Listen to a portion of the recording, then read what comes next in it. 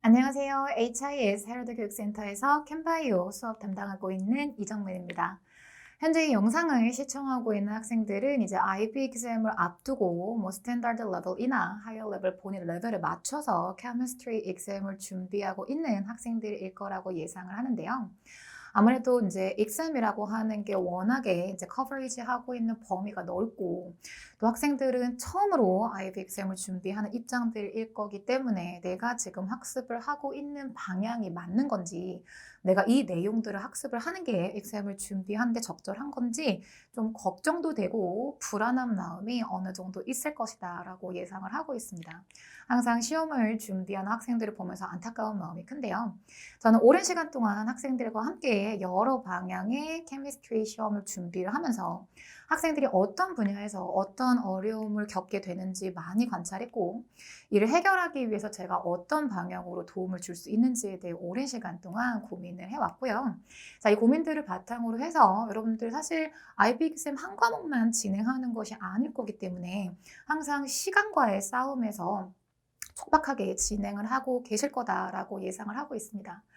가장 효과적인 방법으로 짧은 시간 동안에 그런데 최대한의 결과를 낼 수 있으려면 여러분들이 뭔가 영리하게 학습을 진행을 하셔야 할 텐데요.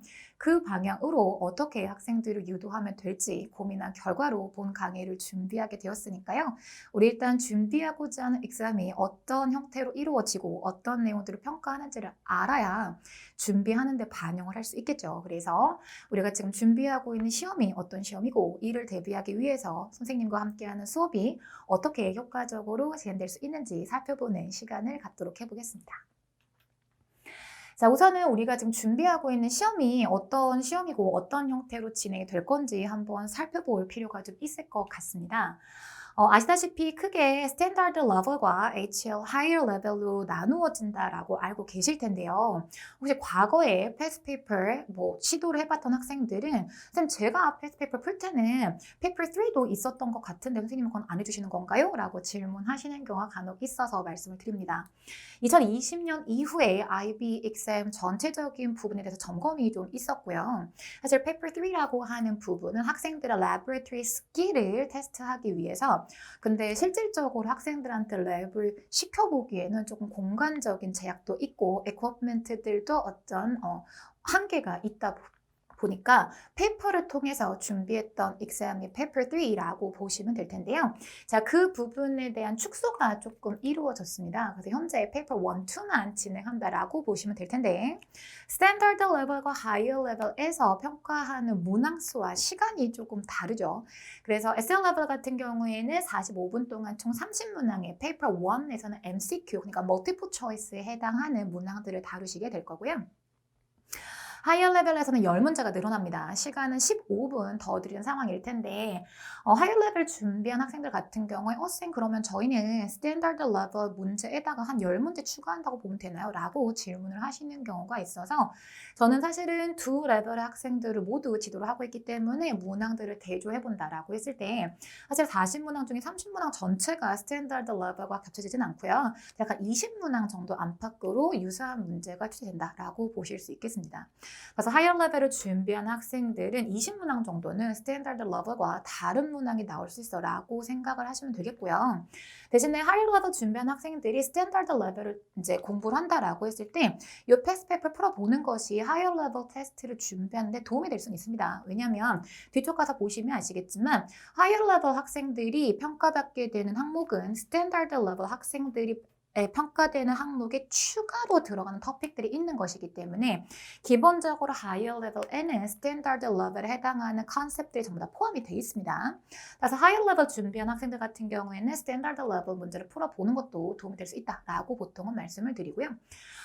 멀티플 초이스로 평가를 하는 이제 페이퍼 1 같은 경우에는 약간 기본적인 개념이라거나 또 케미스트리 같은 경우에는 아시다시피 계산 문제가 조금 나오게 되죠.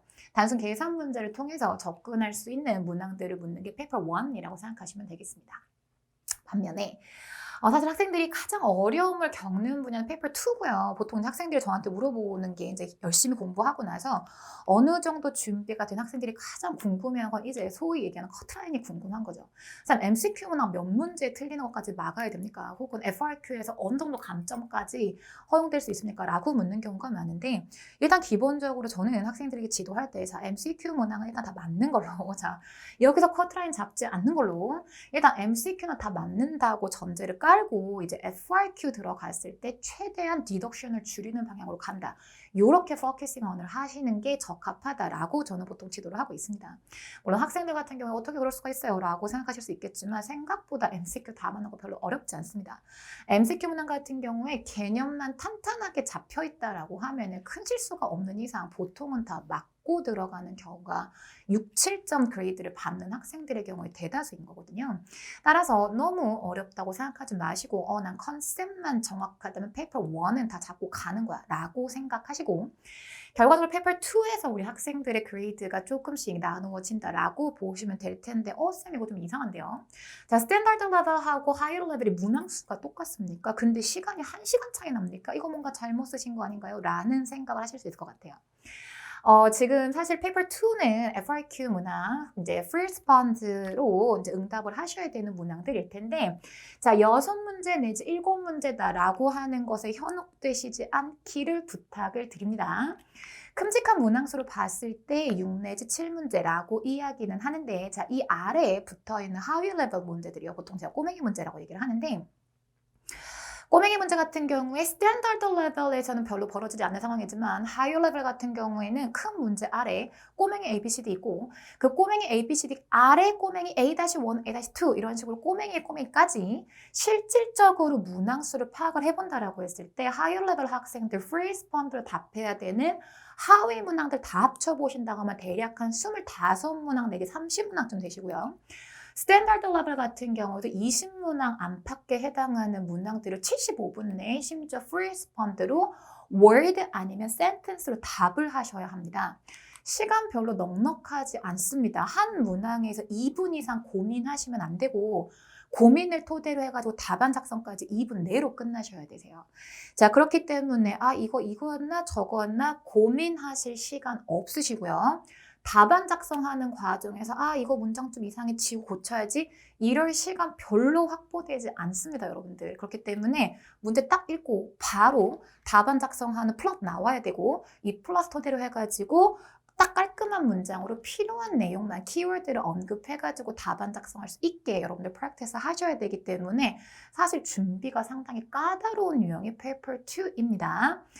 저는 사실 이제 학생들과 함께 제가 오프닝 때도 말씀을 드렸지만 뭐 한국 학생들의 뭐 수능이라거나 내지는 고등학교 내신이라거나 뿐만 아니라 뭐 AP에 해당하는 내용도 수업을 하고 있고 A레벨에 해당하는 수업도 진행을 여태까지 해왔었기 때문에 IB만 진행을 하고 있는 게 아니라서 각국에 해당하는 고등학생들이 대학에 엔트런스 하기 위해서 수행해야 하는 여러 가지 테스트들을 다 다뤄왔고요. 때문에 비교가 가능한데 제가 가장 입학하기 어려운 엔트런스 exam이 IB라고 생각하시면 되십니다. 여러분들의 선택이 다소 어려운 레벨일 수는 있겠지만 이걸 해소했다라고 했을 때 여러분들 선택의 폭은 상당히 넓어진다라고 보실 수 있으세요.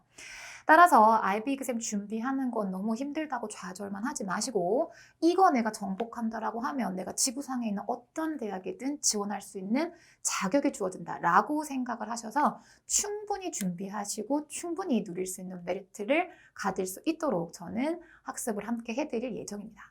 자, 그렇다고 한다면 일단 문항수는 이렇다라고 했을 때 자, 각각의 문항을 통해서 평가하고자 하는 토픽들이 뭔지 이게 궁금하시죠? 그렇죠? 스탠다드 레벨하고 하이어 레벨 조금 차이 있는데요. 자, 일단 스탠다드 레벨 같은 경우에 조금 세분화가 많이 되어 있습니다. 총 11가지 유니트에 대한 내용들을 다루시게 될 텐데요. 뭐 유니트 1부터 시작해서 보신다고 하면 뭐 여러분 계산 문제라고 알고 계시는 스토이키오메트리부터 시작해서 기본적인 이제 스트럭처 관련 이야기, 텐던시 관련, 또 본딩. 사실 여기 지금 나와 있는 2, 3, 4 유닛 같은 경우에는 보통 우리가 케미스트리에서 얘기하는 structure theory 부분이라고 생각을 하시면 되시죠. atomic structure and bonding between the atoms. 자, 그렇게 해서 만들어지는 molecular structure, 거기서부터 originated가 되는 물질들의 property까지. 이거 전부 다 다루는 게 2, 3, 4 유닛이기 때문에 chemistry에서 토픽을 큼직하게 나눈다라고 할 때 structural principle에 해당하는 게 2, 3, 4 유닛이라고 생각하시면 되겠습니다. 자, 그에 비해서 5번 유닛부터 들어가시면 실질적으로 이제 chemistry의 빅 토픽 중에서 chemical reaction과 해당되는 부분인데 chemical reaction 파트를 세분화시킨다라고 할 때 energetics라고 하는 부분이요. 약간 speed of reaction 다루는 부분. 그 다음에 chemical kinetics 마찬가지. 이제 energetics는 약간 에너지를 다루는 부분이라면 에너지 관련해가지고 speed of reaction은 chemical kinetics에서 다루게 되어 있습니다. 이 반응이 얼마만큼 how much the chemical reaction proceed를 다루는 부분이 equilibrium part인 거고요. chemistry에서 다루는 chemical reaction 중에 가장 많은 부분을 차지하는 reaction이 acid and base하고 redox part입니다. 따라서 지금 여기 나와 있는 유닛 중에서 5번부터 9번까지 유닛은 큼직한 토픽으로 우리가 묶어본다라고 했을 때 chemical reaction에 해당하는 파트라고 생각을 하실 수 있겠습니다. 그리고 10번에 나와 있는 organic chemistry 학습해 보신 분들 아시겠지만 암기할 거 엄청 많은 부분, 이 부분이라고 생각하실 수 있겠고 11번 문항 같은 경우에 이제 IB에서 없어진 paper 3를 보완할 수 있는 문항이라고 보실 수 있어서 사실 chemistry 같은 분야는 다른 사이언스 분야와 다르게 measurement를 기반으로 해서 발달된 학문이기 때문에 어떤 물리적인 수치값을 트리트먼트하는 기능 자체가 평가의 대상이 될 수 있습니다. significant figure 어떻게 처리할 건지, 또 scientific notation 어떻게 처리할 건지, 필요한 equation들에 대한 처리를 어떻게 적절하게 할 수 있는지를 평가하는 유니트가 마지막 11번째 유니트라고 생각하시면 되십니다. 자, 스탠다드 레벨이라고 하더라도 총 11개의 유니트로 이루어지는 내용들을 다루시게 될 거고요. 하이어 레벨 같은 경우에 솔직히 말씀드리면 큼직한 유니트로는 11개 똑같습니다. 자, 그런데 안쪽에 세분화해가지고 들어가신다라고 하면 스탠다드 레벨 내용에 additional하게 들어가는 토픽들이 추가로 있다라고 생각을 하시면 되세요. 뭐 대표적인 예로 atomic structure 이야기한다라고 했을 때 스탠다드 레벨에서는 단순히 nucleus하고 electron으로 이루어져 있어 nucleus 주변에 electron들이 movement하고 있는 거라는 토픽만 다뤘다고 한다면 higher level에서는 그것들이 이제 orbital이라고 하는 범위 안에 들어가 있고 이것들의 자유로운 움직임을 가지고 있다라고 하는 식으로 좀 추가적인 지식이 higher level에 얹어지게 되어 있습니다. 각각의 토픽들마다 동일한 현상들이 나타나게 될 거기 때문에 스탠다드 레벨에서 다뤘던 토픽들의 각각의 항목마다 추가적으로 들어가는 내용들이 있다라고 생각을 하시면 될 것 같으세요. 이쯤 되니까 자 하이어 레벨 선택했던 학생들 뭔가 지금 마음에 동요가 생기죠. 아, 나 뭔가 선택 잘못한 건가? 스탠다드 레벨에서 끝내야 하나? 하이어 레벨 너무 많아 보이는데 라는 생각을 하는 학생들에게 조금의 희망을 드린다면 사실 스탠다드 레벨 좋죠. 자, MCQ 문항, 30문항 우리보다 10문항 적고, 그쵸? 또 FRQ 문항도 쌤 얘기 들어보니까 좀 줄어드는 것 같은데 스탠다드가 좋지 않겠나? 라는 생각을 하실 수 있을 것 같은데요. 자, 솔직히 말씀을 드리면 자, 전공자인 제 입장에서는 스탠다드 레벨 학생들에게 학습을 진행시키는 게 조금 더 어려움이 있습니다. 자, 왜냐면 하이어 레벨 친구들 같은 경우에 좀 학습할 내용 엄청 많아 보이죠. 그렇죠? 그런데 학습할 내용이 많은 대신에 이 추가적으로 들어오는 학습 내용들이 여러분에게 암기해야 하는 양은 줄이고 암기할 것을 이해를 토대로 해서 러지컬하게 접근할 수 있도록 하는 키가 되어 드릴 거예요. 반대로 말하자면 자, 스탠다드 레벨 학생들 같은 경우에는 이런 어려운 원리들을 제가 설명해 드릴 수 없기 때문에 뭐 해드리려면 해드릴 수 있겠지만 학생들이 귀에 들어가지 않겠죠. 왜냐면 이론이 너무 어려워. 선생님 그거 다 알아야지 문제 풀 수 있나요? 그건 또 아니란 말이에요. 스탠다드 레벨 같은 경우에는. 따라서 스탠다드 레벨 학생들의 경우에는 제가 수업을 할 때도 원래 이런 이론이 있기는 한데 이거 받아들여서 이해하기 어려우면 결과만 기억해 라는 얘기를 많이 하게 됩니다. 이렇게 되면 사실 스탠다드 레벨 학생들은 암기할 내용이 많아지시는 거예요. 반면에 하이어 레벨 친구들 같은 경우에는 네, 암기 내용을 조금 줄여드릴 수 있습니다. 뭐 가장 암기력이 많다라고 알려져 있는 organic chem 같은 경우에도 왜 알케인 계열들은 substitution을 할 수밖에 없고 왜 알킨이나 알카인 같은 경우에는 additional reaction을 할 수 있는 건지 원리를 설명드릴 수 있습니다. 이렇게 되면 원리를 기반으로 해서 이해가 이루어진 내용은 내가 굳이 암기하려고 암기에 대한 스트레스를 받지 않는다고 하더라도 자연스럽게 체득이 될 거고 이해를 바탕으로 체득된 내용은 당연히 기억 지속 시간이 길어지게 되어 있기 때문에 이 스탠다드 레벨과 하이어 레벨의 장단점이 조금 있습니다. 그래서 하이어 레벨로 접근한 학생들은 나는 조금 과학의 적성에 맞는 것 같아. 과학 적성은 맞는데 나 암기하는 건 너무 괴로워 라고 하신다고 하면 하이어 레벨 쪽으로 진행하는 게 본인 학습 스타일에 적합할 수 있습니다. 물론 암기가 0이 될 수는 없어요. 조금은 암기는 하셔야 되는데 여러분 수학할 때도 구구단 외우잖아요. 그렇죠? 그 정도 암기. 그러니까 하이어 레벨로 진행한다라고 했을 때 아주 베이직한 몰레큘러 포뮬러라든지 내지는 아이닉 포뮬러 정도만 기억을 해주신다라고 하면 이걸 토대로 해서 여러분들이 이해를 바탕으로 접근하실 수 있게 제가 유도해 드릴 겁니다. 따라서 학습량 많은 거 보시고 너무 겁먹지 마시고요. 학습량이 많은 만큼 저랑 학습할 때 조금의 메리트가 더 있을 거기 때문에 그럼 선생님 스탠다드 레벨은 안 좋은 건가요? 그건 또 아니에요. 자, 본인의 스타일이 과학적으로 아주 적성이 크지 않다. 그래서 나는 결과만 기억하기도 조금 버거워라는 친구들은 스탠다드 레벨이 맞는 거죠. 따라서 뭐가 좋아 안 좋아 라는 판단을 드리기보다는 본인의 학습 스타일에 맞는 코스로 선택을 한다라고 생각을 하시면 되겠습니다. 자, 일단은 평가받게 되는 내용들은 이런데 선생님 문제가 어떻게 나오는 거예요? 뭐 한국식 문제를 보면 뭐 옳은 것을 고르시고 틀린 것을 고르시고 이렇게 나오는 건데 자, 어떤 기능들을 평가를 하기를 원하는 걸까요? 라는 걸 궁금해한 학생들을 위해서 자, 이런 정리를 한번 해보도록 하죠. 앞에 제가 정리해드린 내용은 IB Chemistry Exam에서 여러분에게 물어보고 싶은 내용 컨텐츠가 어떤지를 정리를 해드린 겁니다. 자, 그런데 이 컨텐츠를 가지고 여러분들에게 어떤 기술이 있는지, 어떤 기능이 있는지를 평가한다라고 하면 총 6가지의 기능을 평가한다라고 봐주시면 되세요. 계란 하나를 가지고 요리를 한다라고 하더라도 스크램블 할 수도 있고, 뭐 오버 이즈로 할 수도 있는 거고, 또는 계란 요리하는 것 중에서 동그랗게 이제 그냥 뒤집지 않고 만드는 여러 가지 계란 요리가 있잖아요. 근데 삶을 수도 있는 거고, 그쵸? 자, 그런 식으로 계란이라고 하는 재료를 가지고도 여러 가지 요리를 할 수 있듯이 앞에 보셨던 내용을 다루는데 그 내용에 대한 기능이 어떤 것들이 있는지 판단하는 게 크게 6가지로 접근한다라고 보시면 되십니다. 사실 IB exam을 준비할 때 학생들이 가장 곤란함을 겪는 게 뭐냐면 그리고 내가 이렇게까지 공부할 필요가 있나라고 느끼는 문항 중에 한 유형이 1, 2번 문항에 해당하는 DBQ 문항입니다. 자, 데이터를 중심으로 해서 문제에서 어떤 사람이 실험을 했대요. 실험을 해가지고 이런 결과가 나왔는데 이 결과를 가지고 답을 해봐라.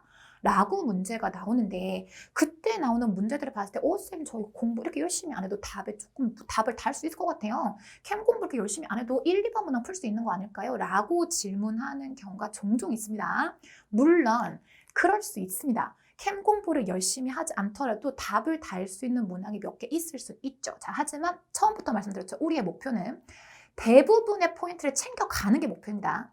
1, 2점 정도 디덕션, 오케이, 거기까지는 인정해줄게. 근데 1, 2점으로 막아야 돼요. 자, 그렇기 때문에 케미컬 베이스를 충분히 갖추고 있는 상태에서 데이터를 접했을 때 실험 데이터에서 얘기하는 게 뭔지 분석하고 또 분석한 자료를 가지고 테이블로 작성을 하라거나 그래프로 그려보라거나 표현을 해봐라 라는 문항이 나왔을 때 충분히 표현할 수 있어야 합니다. 데이터를 분석할 수 있어에서 끝나시는 게 아니고 나와 있는 데이터를 자유자재로 요리조리 컨트롤할 수 있으셔야 돼요. 그렇기 때문에 자료를 어떻게 트리트먼트 할 건지 자체를 학습을 좀 하셔야 하고 그때 나와 있는 실험 자료 결과를 토대로 해서 이걸 generalize 해가지고 일반적인 프린시플과 연결할 수 있는지 이 기능도 굉장히 중요한 기능입니다. 이것들을 수행할 수 있으려면 4번에 보이시는 기본적인 컨셉이 잡혀 있으셔야 되겠죠. 따라서 DBQ 문항 1번 문항 같은 경우에 문제만 해도 페이지가 5페이지, 6페이지 가는 경우가 있으세요. 거기 나와 있는 문제 중에는 정말 월드 하나로 답이 끝나는 경우도 있습니다. 근데 약간 느낌이 어떤 느낌이냐면 쭉 문제를 꼬맹이 문제 따라가다 보면 이 문제가 나를 어떤 특정한 방향으로 몰아가고 있구나라는 느낌이 드실 거예요. 그 몰아가는 방향으로 잘 몰려가 주시기만 하면 돼요. 근데 잘 몰려가 주기 위해서는 이런 기능들이 뒷받침이 되셔야 한다는 겁니다. 자, 그래서 문항들을 통해 평가하고자 하는 학생들의 기술, 이런 기술이 있을 것이고 거기에 추가적으로 사실 캠을 공부할 때 학생들이 가장 난감해하는 것 중에 하나가 선생님 A틈 너무 조그매요. 눈에 안 보여요. 1 더하기 1은 2다. 보이는 거 공부하기도 힘들어 죽겠는데 지금 안 보이는 거 막 10의 마이너스 10제곱미터에 해당하는 거 안 보이는 거 공부하니까 너무 힘들어요. 이건 여러분만의 고민이 아닙니다. 자, 그렇기 때문에 캠에서 가장 많이 사용하는 용법 중에 하나가 보이지 않는 미세한 세계에 대해서 다루는 게 케미스트리다 보니 그 미세한 세계들을 모형이라거나 그림을 통해서 디스크립션 하는 기술들이 아주 발달되어 있습니다. 그런 디스크립션들이 주어졌을 때 이걸 실제 상황과 연결해서 이 모형이 내가 알고 있는 이론에 어떤 걸 뜻하는 건지를 연결하는 능력도 굉장히 중요하죠. 이게 돼야 이론과 연결해가지고 분석하실 수 있을 것이기 때문에 따라서 앞에 있는 컨텐츠들을 가지고 실제 시험에서 학생들에게 평가하고자 하는 과학적인 능력은 이런 능력을 평가한다라고 생각을 하시면 되겠습니다. 선생님 설명을 듣다 보니까 이 시험 어떻게 준비해야 할지 갈수록 막막한 것 같아요. 라는 학생들을 위해서 자, 이제 우리가 앞으로 수업을 통해서 어떻게 이 시험을 준비할지 한번 보실 겁니다. 일단 여러분들은 저와 함께 앞으로 실제 시험 유형과 동일한 시험을 2세트 정도 풀이하실 겁니다. 페이퍼 1, 2로 이루어져 있는 게 한 세트, 총 2세트의 문항 풀이를 진행을 하실 텐데요. 선생님 내용 정리 혹시 문제만 푸나요? 자, 일단 문제만 풉니다. 자, 문제를 푸는데 자, 이런 식으로 지금 MCQ 문항들에 해당하는 지금 하이어 레벨 나와 있죠? MCQ 문항 총 40문항 하고요. 그 다음에 이제 FRQ 문항에 해당하는 제가 약간 학습에는 욕심이 좀 있는 편이라서 7문제 꽉꽉 채워가지고 문제 준비해 드렸고 이 우리가 다루게 되는 문항들은 실제 패스트 페이퍼에 출제됐던 문제와 유사한 문항으로 진행한다라고 생각하시면 되겠습니다. 제가 근데 똑같이는 진행을 해드리기에는 약간 카피라이팅 문제가 있어서 조금씩 변형을 시켰는데요. 학생들 보통 반응이 나오는 게 선생님이 문제에 손을 대면 문제가 좀 어려워지는 것 같아요. 라고 저한테 호소를 많이 하는데 이게 저한테 억울해하지 마시고 저의 목표는 여러분들이 시험장에 갔을 때 사실 시험장이라고 하는 환경이 굉장히 긴장되고 무거운 환경이죠. 그렇죠? 아무래도 정상적인 멘탈로는 시험에 접할 수가 없는 상황입니다. 자, 그런 정신없는 상황에서 문제를 접한다고 하더라도 정상적인 답안이 나올 수 있도록 여러분들을 연습시키는 게 제 목표이기 때문에 아무래도 연습은 조금 난이도가 있게 준비를 해야 시험장 갔을 때 여러분들이 아, 이게 연습했던 것보다 조금 쉽네? 라는 반응이 나오면 성공적인 준비야 라고 보실 수 있겠습니다.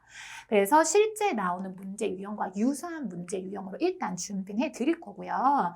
선생님 문제만 푸는 게 시험 준비하는데 도움이 될까요? 라고 불안해 하신 학생들을 위해서 자, 일단 저랑 문제는 풀이하실 거예요. 문제 풀 건데 자, 솔직히 말씀을 드리면 문제 푸는 거 별로 어렵지 않습니다. 이거 문제 한번 읽어보고 답 적절한 거 찾는 게 뭐 그렇게 어려울까요? 그쵸? 자, 그런데 사실 각각의 문제들에서는 확인하고자 하는 학생의 컨셉이 있겠죠. 그쵸?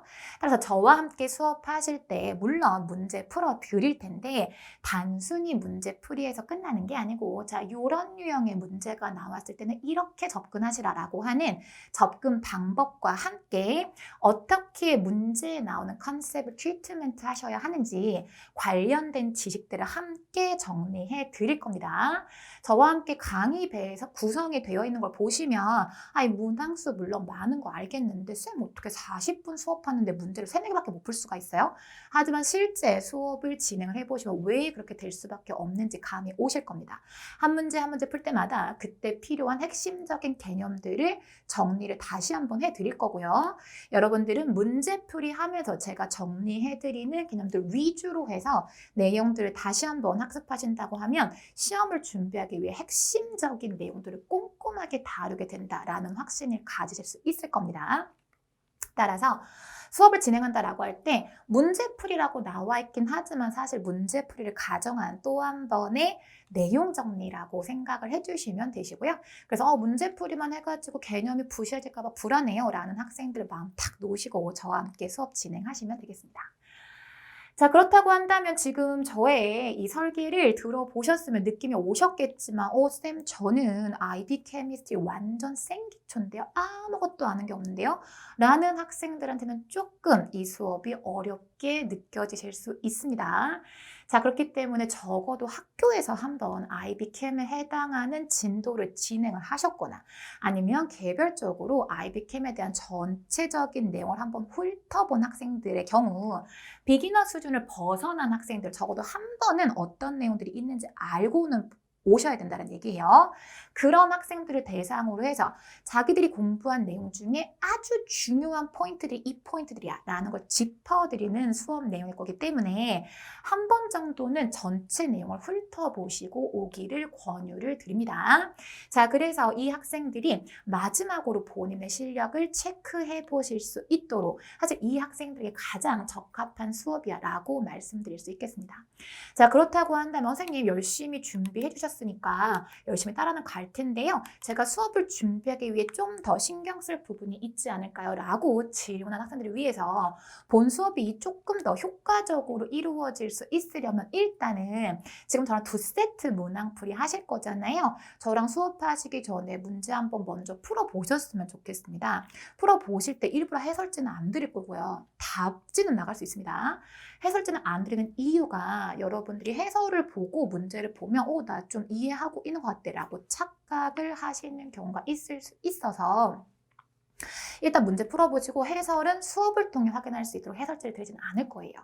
그래서 수업 전에 문제를 풀면서 내가 어느 부분에 약점이 있는지를 먼저 파악만 좀 하시고 온다라고 하면 저랑 수업하시면서 부족한 부분들에 대해서 보완을 하시면서 핵심적인 내용들 충분히 정리할 수 있게 수업은 진행을 해드릴 겁니다. 자, 이렇게 준비된 수업이기 때문에 여러분들의 학습 방향에 맞춰서 어느 정도의 성과를 원하는 학생이든 간에 본 수업만 충실히 마무리하신다고 하면 본인들이 원하는 성과를 충분히 거둘 수 있을 거라고 확신합니다. 열심히 하겠다는 마음가짐만 가지고 오신다고 하면 제가 수업 구성하는 과정에서 어떻게 하면 학생들에게 가장 효과적인 학습이 될 수 있을지 충분히 고민을 한 상태에서 수업 구성을 했기 때문에요. 마음 탁 놓으시고 안정적인 마음으로 열심히 노력하려는 마음가짐으로 본 수업 진행하신다고 하면 어떤 결과를 원하시건 원하는 결과를 얻으실 수 있을 거다라고 확신합니다. 자, 본 수업 강의에 대한 소개는 여기까지 마무리하고요. 저랑은 수업 시간에 만나보는 걸로 하겠습니다. 안녕!